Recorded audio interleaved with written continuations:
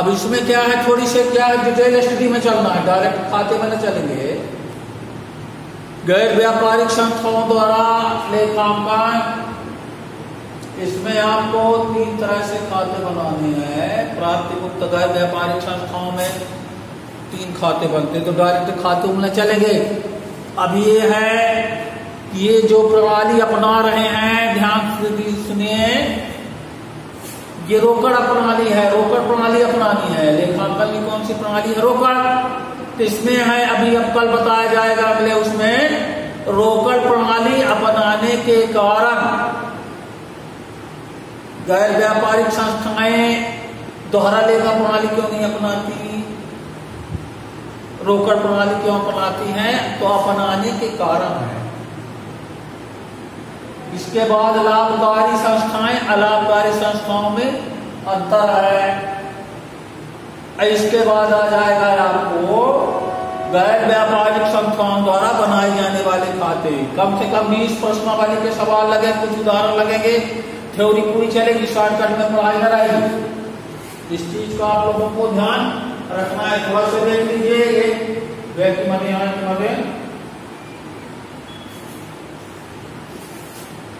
ध्यान से देखिए।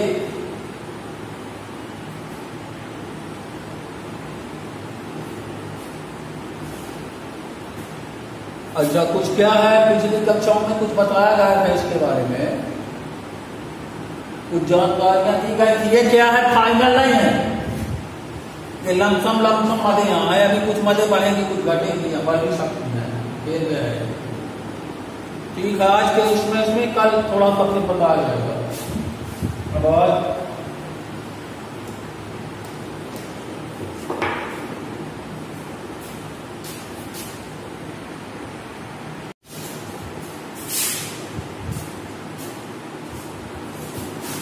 हाँ, हेलो भाई, कक्षा 11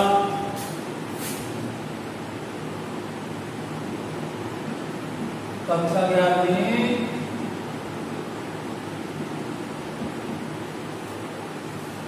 बचत खाता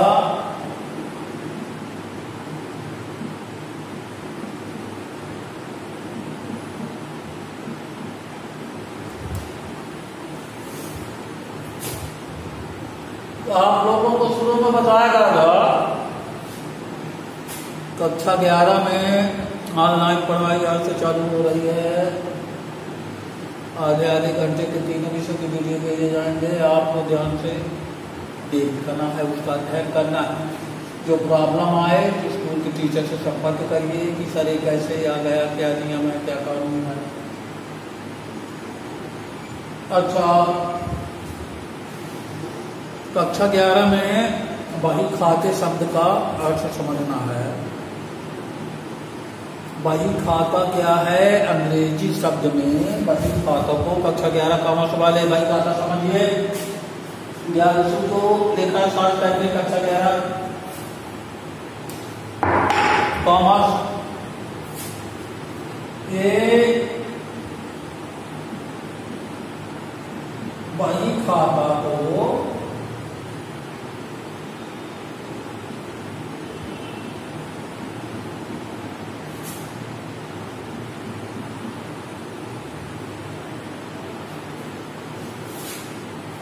बुक कीपिंग, इसी को लेकर सर्च करते हैं। ये बही खाता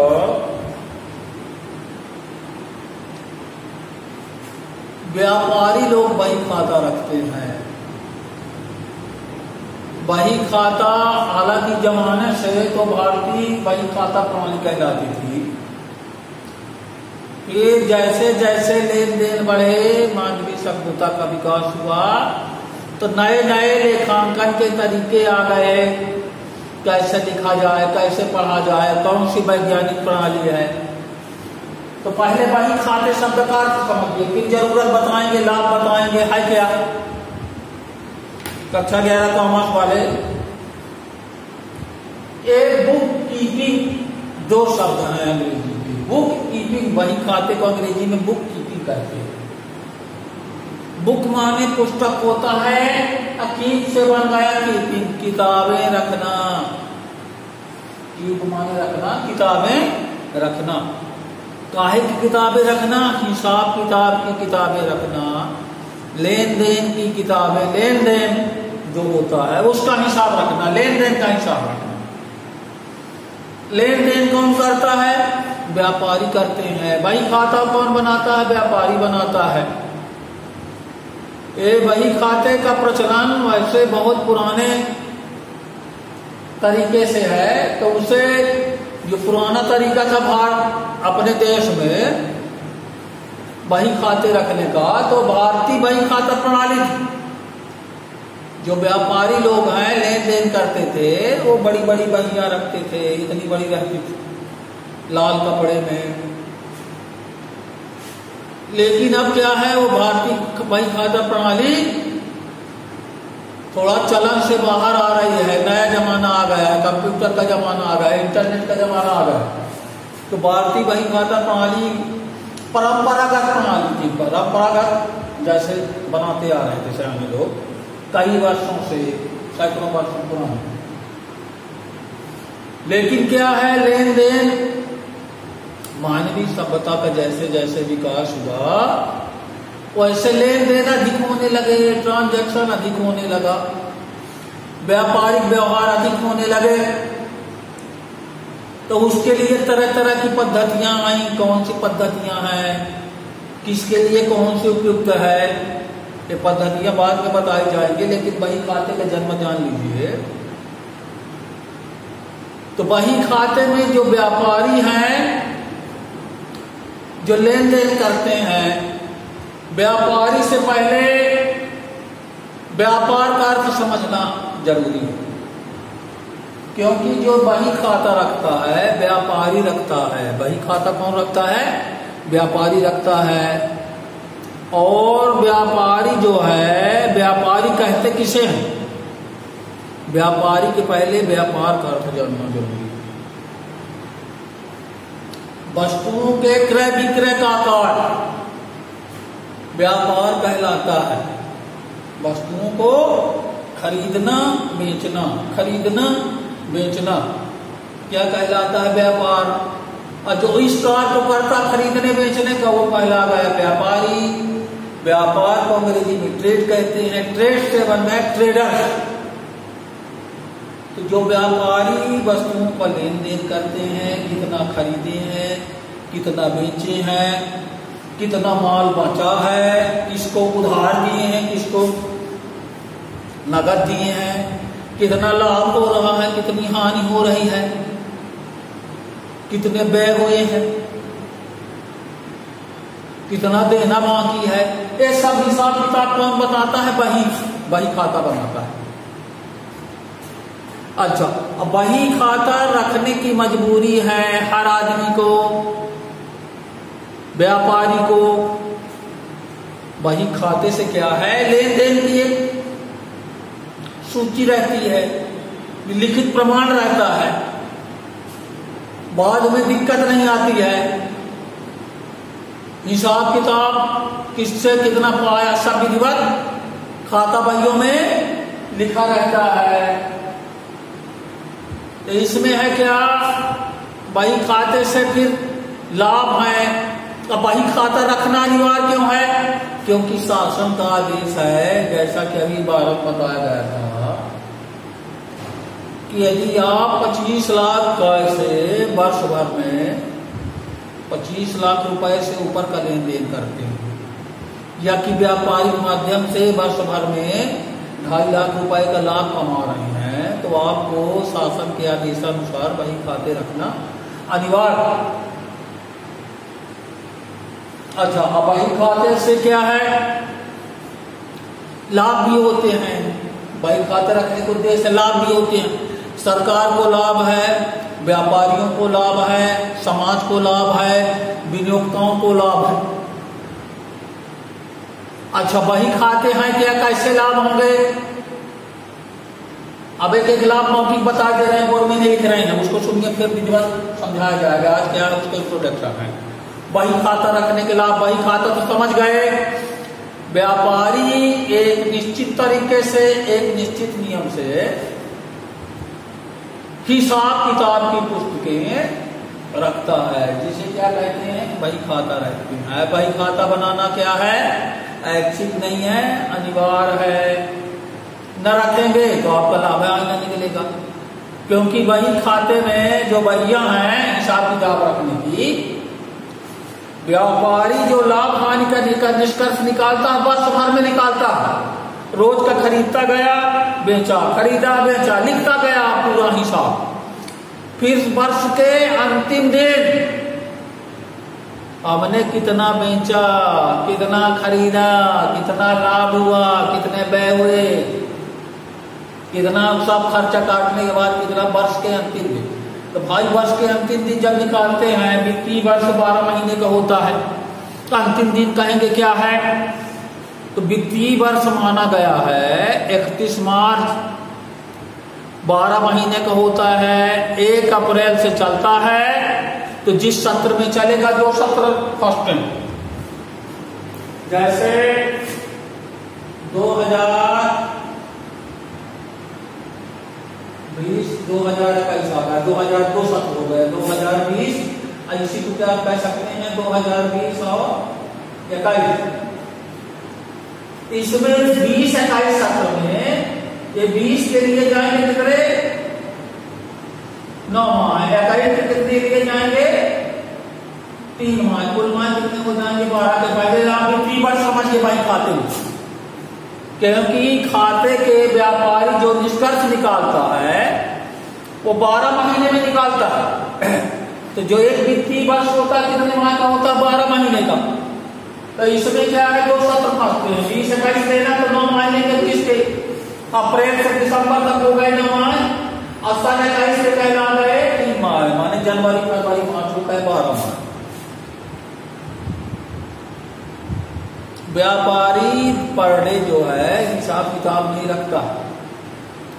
अपन अपनी अभी बात चल रही थी, वही खाता बनाते तो है, व्यापारी बनाता है, उससे उसको लाभ हानि का पता चलता है, कितना लाभ हुआ, कितना हानि हुई, अंत में निष्कर्ष निकालता है, कितना संपत्ति है, कितना दायित्व है, खाते बनाएगा, उसके लिए एक निश्चित प्रक्रिया आगे आएंगे।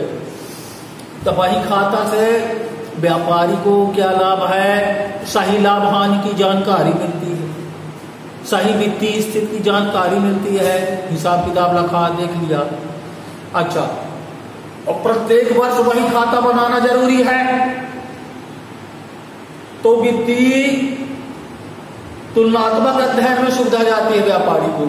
भाई गत वर्ष, बीते वर्ष में, लास्ट ईयर में उसको लाभ हुआ था, मान लीजिए, आया जो वर्तमान वित्तीय वर्ष है, चालू वित्तीय वर्ष है, इसमें बनाए कम लाभ हो रहा है, तो देखता है कहाँ गलती हुई, क्या व्यय बढ़ा दिए, क्या टैक्स अधिक लगा, आखिर गड़बड़ी कहाँ हुई। तो ये व्यापारियों को कई लाभ हैं, सरकार को भी लाभ है। सरकार को क्या लाभ है, वही खाते से सरकार कर निर्धारित करती है, जो लाभ होता है उस पर कर लगाती है, आय का पता चलता है उसको, निश्चित आय कर निर्धारण में सुविधा जाती है सरकार को करारोपण में, और देश की सही आर्थिक, जब कर लगाएंगे सही आर्थिक स्थिति की जानकारी मिलेगी। ये तमाम कहानियां हैं, विनियोक्ताओं को लाभ होता है, समाज को लाभ होता है, वही खाते के लाभ दिखाए जाएंगे, ध्यान देना थोड़ा। और वही खाता, फिर इससे हम क्या करते हैं, थोड़ा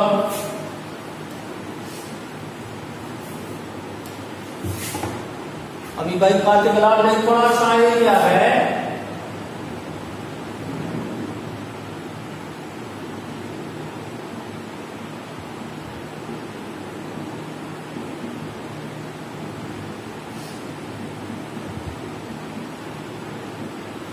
लेखांकन की पद्धति प्रणाली हम चलिए पहले पाठ में है, थोड़ा आगे पहले उसमें है कि लिखा पढ़ी तो करेंगे तो कोई तरीका होगा, कोई विधि होगी, जैसे खाना बनाने की विधि है, घर बनाने, हर चीज की क्या होती है, एक विधि होती है, एक प्रक्रिया, एक प्रोसेस होती है। जैसे अपना नित्य क्रिया का काम है, बंधन किए, नहाए, पूजा पाठ किए, खाना खाए के चल दिए। इसी प्रकार क्या है, किसी भी लिखा पढ़ी करने की कुछ क्या होती है, विधियां होती हैं, प्रणालियां होती हैं, जिससे लिखा पढ़ी में सुविधा जाती है, सिद्धांत होते हैं। तो इसके लिए अपने को जो अभी पुस्तक में है जाने रहिए,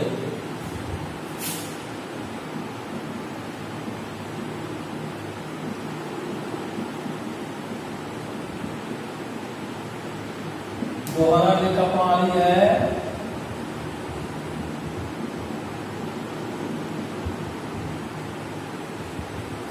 रोकड़ प्रणाली है,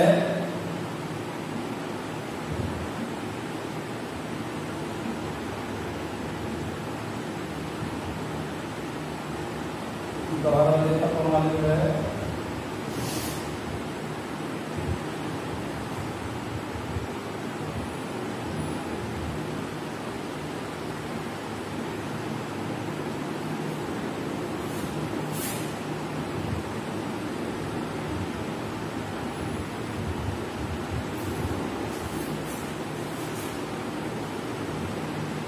दोहरा लेखा प्रणाली क्या चीज है, रोकड़ प्रणाली क्या है,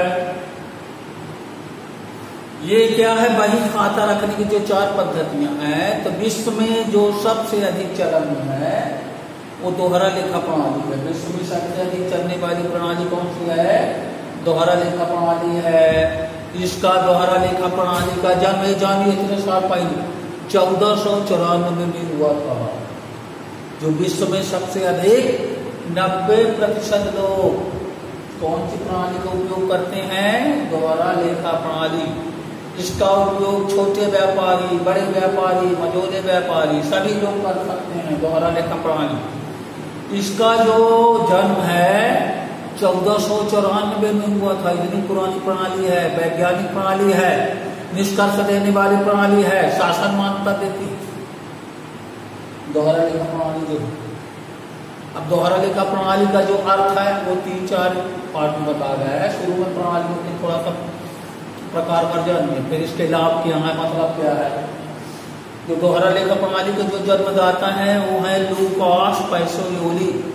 1494 में इसकी खोज की गई कि बही खाता रखने की ऐसी प्रणाली होना चाहिए, कुछ नियम कानून होने चाहिए जिससे निष्कर्ष निकालने में, सही लाभ मानी निकालने में सुविधा जाए। तो दोहरा लेखा प्रणाली ये सभी व्यापारियों द्वारा अपनाई जाती है, छोटे बड़े मझोले।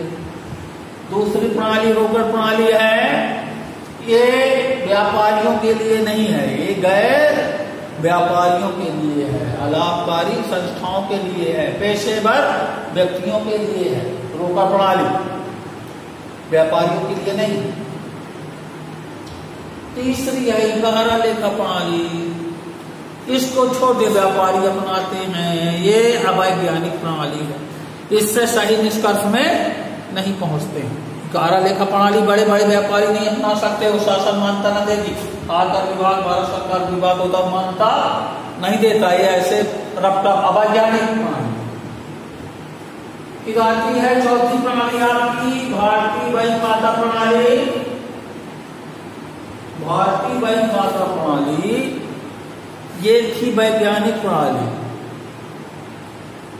भारतीय बही खाता प्रणाली वैज्ञानिक प्रणाली थी, लेकिन आज के नए आधुनिक युग में बहुत अच्छे निष्कर्ष निकलते थे। भारतवर्ष के लिए ये तो पूरे विश्व में चलती है दोहरा लेखा प्रणाली, लेकिन भारतीय बही खाता प्रणाली भारतीय भाषाओं में होती है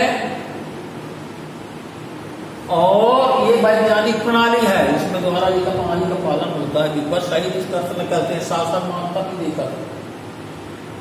लेकिन भारतीय बही खाता प्रणाली का चलन धीरे धीरे क्या है, खत्म हो रहा है। अब आजकल क्या आ गया है, इंटरनेट का जमाना है, कंप्यूटर का जमाना है। इसलिए क्या है, पहले अभी 2018 तक में भारतीय बही खाता प्रणाली चलन में थी, कोर्स में थी, धीरे धीरे इसका विद्यार्थी अब नाम न जानेंगे क्या है। टीचर तो पढ़ाए हैं तो जानते हैं, लेकिन विद्यार्थी केवल नाम जानेंगे भारतीय बही खाता प्रणाली क्या है। उसके प्रैक्टिकल जब कोर्स में हो तो प्रैक्टिकल करें, सवाल लगाएं, देखें। तो ये आपकी चारों प्रणालियां हैं, लेकिन विश्व में सबसे अधिक चलने वाली प्रणाली अपनी क्या है? 80% चलती है दोहरा लेखा प्रणाली चलती है। दोहरा लेखा प्रणाली का एक सिस्टम होता है, स्टेप बाय स्टेप पहले करना है, लेन देन करना है, वो बहुत दोहरा लेखा प्रणाली आएगी कदम, तब उसको विधिवत बताया जाएगा। अब आपको बताया जाएगा इसमें बही खाते के लाभ या लेखांकन के लाभ। फिर इसमें आएगा बहुत अच्छी चीज है, यहां तो चल ही रहे हैं,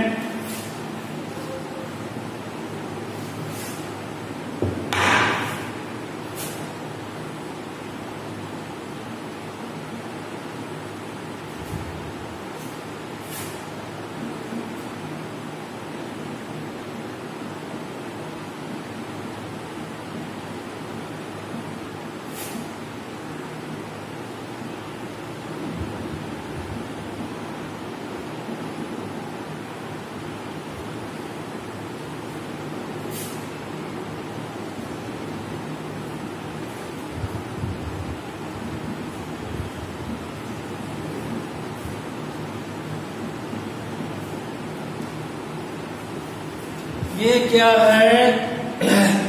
पहले यूनिट में है, पहले अध्याय में है, बही खाते में कुछ विशेष शब्द आए हैं जो न आज तक अभी तक आप लोगों ने जैसे 10वीं पास किया 11वीं में आ गए, ऐसे शब्दों को आपने न सुना होगा। ये कुछ 20-25 विशिष्ट शब्द हैं, उनका क्या है अर्थ जानना जरूरी है। वो शब्द केवल आपको बही खाते लेखा शास्त्र में आएंगे, इनका कल अध्ययन बताया जाएगा बही खाते में। अच्छा, इसके बाद बही खाते के बाद चलता है बही खाता एवं लेखांकन। बही खाते की एक क्या है निश्चित प्रक्रिया होती है, ये करना, ये करना, ये करना। उसके बाद कुछ और आधी प्रक्रिया रहती है, कई स्टेप रहते हैं। आधे स्टेप बही खाते में, आधे स्टेप कायम रहते हैं लेखांकन में। बही खाते लेखांकन में अंतर जानना। ये शब्दावली है, कौन कौन से शब्द आए हैं बही खाते में, उनका क्या अर्थ है, उन पर टिप्पणी आती है, उनका विधिवत शब्दार्थ जानना है। जो अगली कार्रवाई है, अब शब्दावली आपको कर बताई जाएगी। आवाज इतना रखिए। शेष जो है बही खाते का अर्थ जान गए आप। अब आपको बही खाते की विधिवत पॉइंट टू पॉइंट बही खाते के लाभ। बही खाता लेखांकन में अंतर। लेखांकन क्या है, लेखांकन प्रक्रिया क्या है, ये जो प्रयुक्त होने वाले शब्द ये हैं। इसके बाद अब आगे चलेंगे, अब आगे इतना समझिए।